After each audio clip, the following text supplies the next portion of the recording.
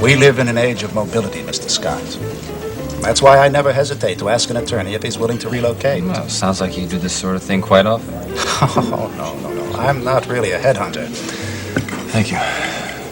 But every few years, I find it necessary to go outside of Seward, Paxton, and Whiteside to find new blood. Like you did with Mike Carr? Oh, no. It's very unusual for one of our senior partners to leave us, but then one did.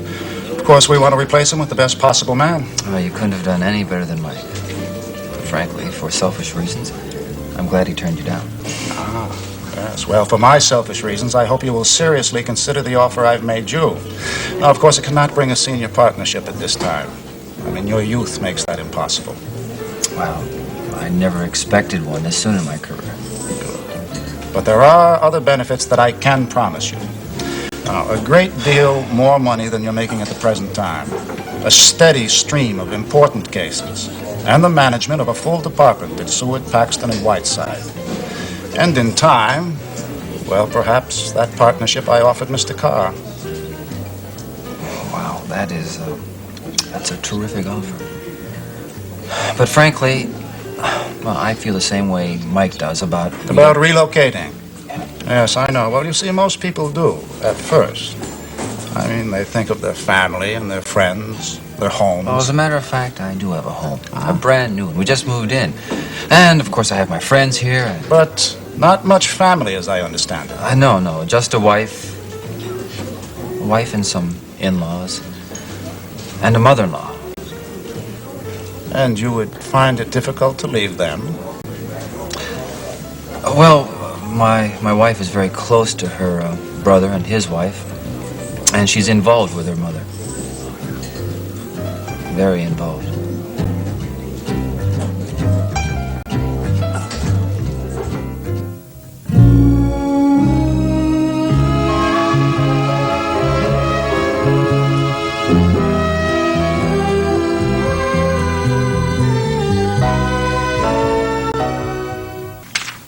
Well, how's that one look, all right?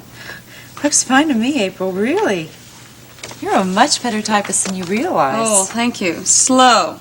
Can't tell you how many times I had to type this over just until it was perfect.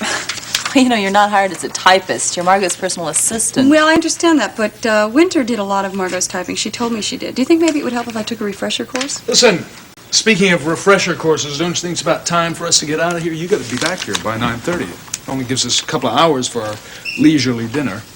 I'm ready. Just as soon as I talk to Greg about the tapes I'm going to need for tonight's show. I knew there'd be something else. Oh, it's only going to take me about 10 minutes. Well, is there anything I can do to help? No. You should, if you asked me, be getting ready to leave. Didn't you say that Draper was going to pick you up in a minute? Oh, yeah, I suppose so. You know, if he gets here in time, maybe we can make it a leisurely dinner for 4. Sure. That's okay with you, Doctor? Yes, it's okay with me as long as I get something to eat. That's all. I haven't had any food since, well, my hospital cafeteria breakfast. That's an experience I sort of like to forget about. I'll be back as soon as I can. Poor baby. Sounds like you're back to working like a mule again. Oh, listen, mules don't use stethoscopes. I didn't mean that to sound like a complaint, anyway. I had no illusions about medicine when I went into it. I knew it was not a light profession. Well, I will tell you that I'm very glad for your sake that Margo made you and Nicole that offer to spend the weekend at Palace Park. I'm sure it's just what the doctor would order. Well, couldn't do any harm. Oh, come on. You will absolutely love it. Just think. A whole weekend with nothing to do but maybe play golf. How about tennis? Swimming? Or maybe just lying by the pool, being waited on hand and foot. Now, come on. I think everyone needs that kind of treatment now and then. I'm not going to disagree with you.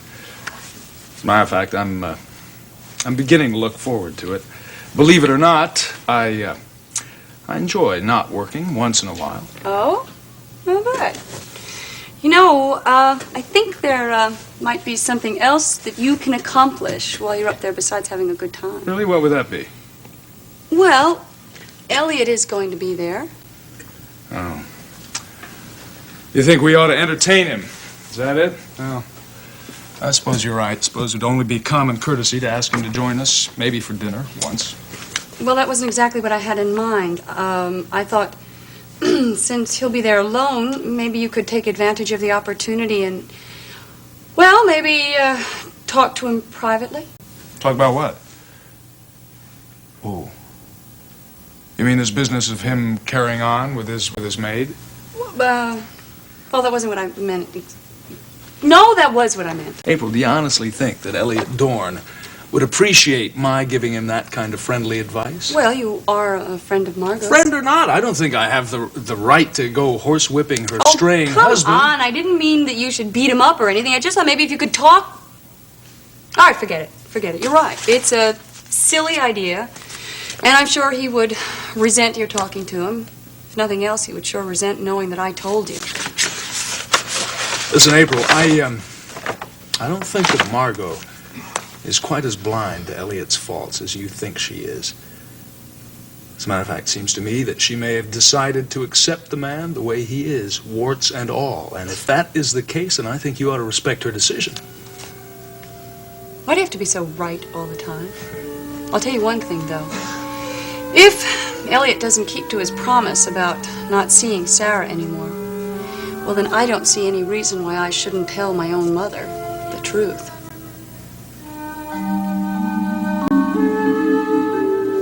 Here we are, Mr. Dorn. Picked this up at a stationery store this afternoon. Are you sure this scheme of yours is going to work? It's foolproof, Mr. Dorn. If you do it correctly. You'll be rid of Mr. Antoine in a month, maybe even sooner. Well, then, let's get the ball rolling. Why not? Hello, who's this? Hans? Is Mr. Antoine on the premises? I see. Well, tell him to come into my office as soon as he gets back, okay? Well, Mickey, this is quite an ingenious scheme. How did you think of it? I've seen guys kicked out of joints for less. Believe me, I would love to do the kicking personally in this case. Listen, how did you let this guy get where he is in the first place? I mean, this is your joint. You should have the last word about how it's run. You see, Mickey, my wife's financial interest in the Unicorn gives her a certain right of decision. That's why I have to do things in a roundabout way, you understand? Well, me, I like the direct way. Yeah, you seem the type. Tell me, Mickey, what are your ambitions, if you have any? Comfort, Mr. Dorn. Nothing but comfort. I mean, as far as I'm concerned, that's the most important thing in life. Yeah, very few people are willing to admit it. I'm willing. You give me a shot at being comfortable. I'll do just about anything. Well, comfort invariably requires money. You won't get much of that working behind a bar, will you? I'm not worried about money right now, Mr. Dorn. Oh, you certainly are unusual, Mr. Dials. Oh, here's our friend coming now. Well, I'll get out of your hair. Oh, listen, don't forget the notebook. It's important. I won't, Mickey.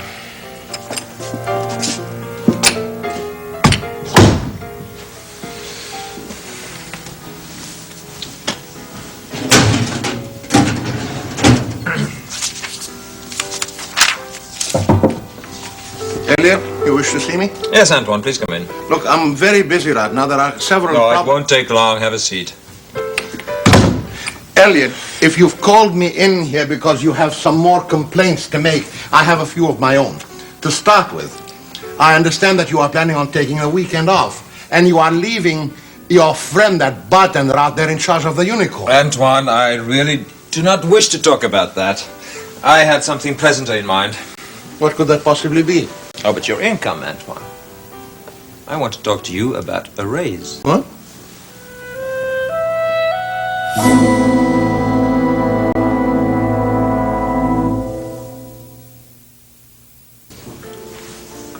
As you know, Antoine, I did promise you a raise as soon as the Unicorn got into the black.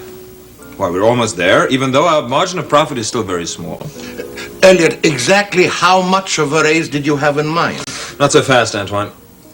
You see, if I just simply increased your salary by, let's say, 7%. 7%? That's ridiculous. It's preposterous. 7% of chicken feed is just a little more chicken feed. Antoine, there are such things as wage and price guidelines.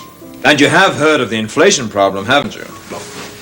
Elliott, I don't understand any of this stuff. But if you are telling me that you want to make Washington the culprit. You want to use Washington as the pretext not to give me the money that I deserve. Then I'll just go see Margo. Let's see what she has to say. Take it easy, Antoine. You haven't heard me out. What I'm suggesting is something that could make both of us very happy.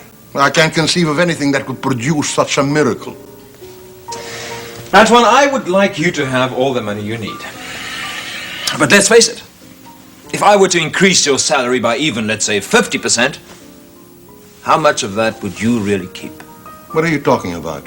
I'm talking about taxes. Do you know how much I have to take out of your paycheck every month? For Social Security this and withholding that? Oh, don't I know it? It's dreadful. Now, the Unicorn is still not a horn of plenty. And since you'd be giving Uncle Sam most of your increase anyway, why don't we do this? Why don't you just simply take cash? Straight from the cash box. You mean whenever I needed money, I could just reach in and take whatever? Oh, Antoine, I'd expect you to be reasonable about it, of course. I don't want you to take all the money. But, you know, sometimes when you need, let's say, $10, $20, even $50, you just help yourself. You know, you reduce the total intake of the Unicorn, which will reduce the taxes of the Unicorn, which will make me very happy. And you'll have tax-free money in your pocket. Now, isn't that sweet? I really don't understand any of this. But somehow it just doesn't... Well, it doesn't sound quite right. Oh, don't be ridiculous, Antoine. As a senior member of the firm, you have the right to do such things. Well, there has to be a limit, Elliott. I mean, if you took what you wanted and I took what I wanted whenever we wanted, there wouldn't be any profits. There wouldn't be any money left to pay the bills. I only take small amounts of money, I can assure you. But you just take what you need. All you have to do is to let me know how much. How would I do that? Simple. You keep a diary. A diary? Yes. You just jot down the date and the amount you took. And every week you just hand me this little book so I can know how much is gone.